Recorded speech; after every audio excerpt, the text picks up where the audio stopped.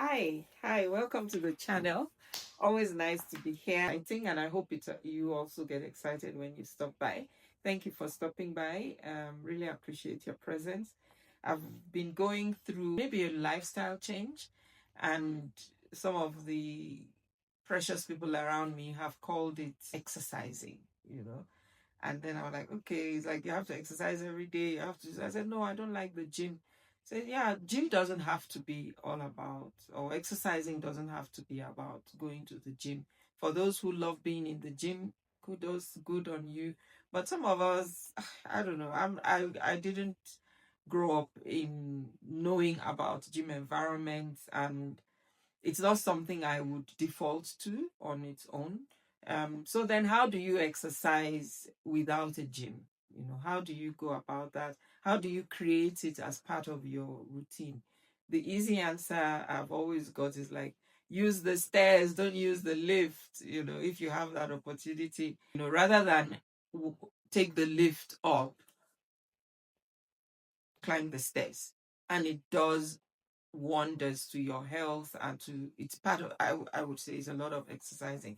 And even if you feel, no, like some days when I get to my office and I'm to climb up the stairs, or I see the stairs, you know how the architect would always put the stairs and the lift, so you are in the middle.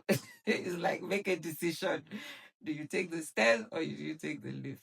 So when I stand there, I'm like, these stairs, yo, oh, the lift is here. Boom, I jump into the lift. But really, some other time I've said, okay, I'm going to take the stairs. I'm not even going to look in the direction of the lift. And then I go up the first flight of stairs. Because people don't use it often, it's not really attractive. It's almost like an unwanted option, but for building regulations, the stairs has to be there.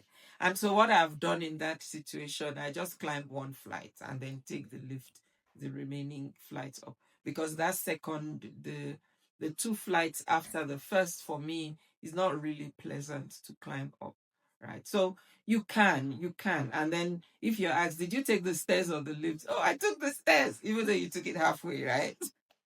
But it's a good start. So go with the stairs rather than the lift. Some other ones I've used, if I'm going somewhere and I do have the time, I may park a bit of a distance from where I'm actually going, so that I have to walk, that, yeah, I'm doing my exercise, because I couldn't create the time in the morning. So there are different ways you can get into that mode. It becomes a lifestyle change, rather than just, oh, now I'm going to drop everything and go and exercise, which is good, right? But you may not have that opportunity. So where are the other spaces that you could find a chance to exercise? Some of us, like me, I like to go on my morning walk, 45 minutes walk. I was so excited one day. I was saying to one of my colleagues, I walk 45 minutes every morning. And I'm like, and then on the weekend, I do the park run 5 kilometers. She was like, that's very good, Judith. That's very good. And then, well, I do 5 kilometers every morning. And on the weekend, I'm like, 5 kilometers every morning. Why? But I think hearing that just made me know there's still room for improvement. Don't say because you are not doing 5 kilometers every morning, you must stop the little that you're doing. Start somewhere. And maybe last year you were doing, like I was walking. I have a route that I walk every morning, or 3 times a week. I try and walk at least three days a week. And now, or towards the end of last year, I actually started running on the last lap. So you could increase it. It's for your own good. You're not pleasing anybody. It's really for you, for your health, for your own well-being. You could decide that I'm going to run. And if you have the means and the wherewithal, invest in a pair of shoes, and let that investment be like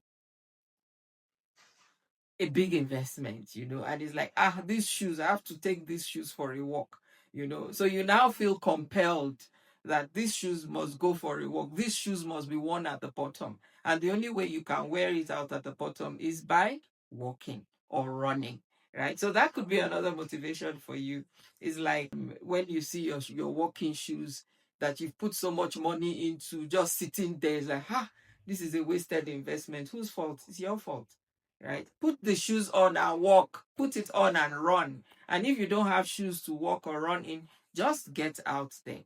Start walking, and then eventually you might find the motivation, and then you can invest more in it. I'm looking forward to investing in walking clothes. Now I just put on what I have and I go.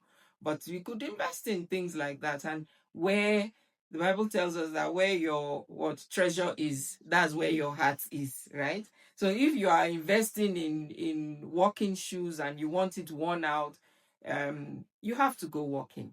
So I have one. Well, I think I've gone through 3 pairs now, but I would have one, and until it is worn out at the bottom, do I get the next one. So for me to get it, if I'm tired of the old one and I need to get a new one, I have to keep on walking, walk 2 times a day. Let the mileage on the shoe, go higher than and meet the target that you have. So exercising is really about that. Some of us, we go to church and we're in those churches where we sing and we can raise our hand. This our Christians is that or whatever. This thing that dances when you are singing. Man, praise worship time is the time to do that exercise. You raise up your hand, let him be dancing to the glory of God. Before you know it, the thing will be obeying you nice. So there are different ways, and it's not like you're going out of your comfort zone, but just becomes a habit, whereby you bring in exercise into your daily routine as a habit. As a young mother, after having a baby and your body is full of all the baby fat and loved ones are around you, if you are lucky enough, feeding you, eat this, eat for the baby, and you now say, I'm eating for two.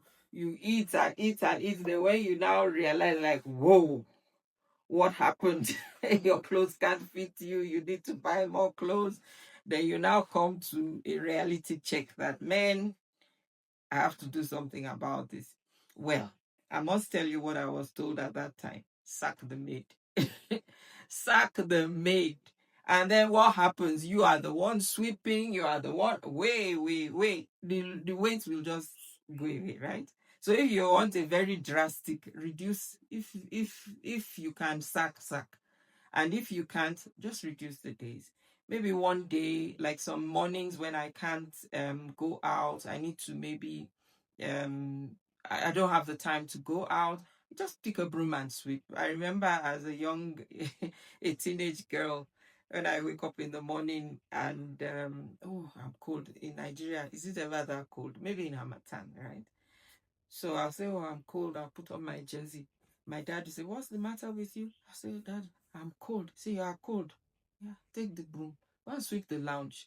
By the time you sweep the lounge, nobody will tell you you will take the jersey off, right?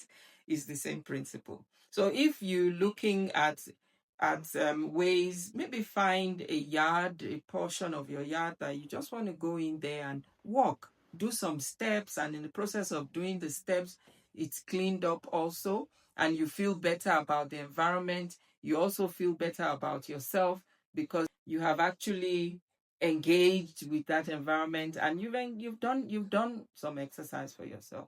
Then there's some very interesting calls I see on on online, and I haven't really gotten into those.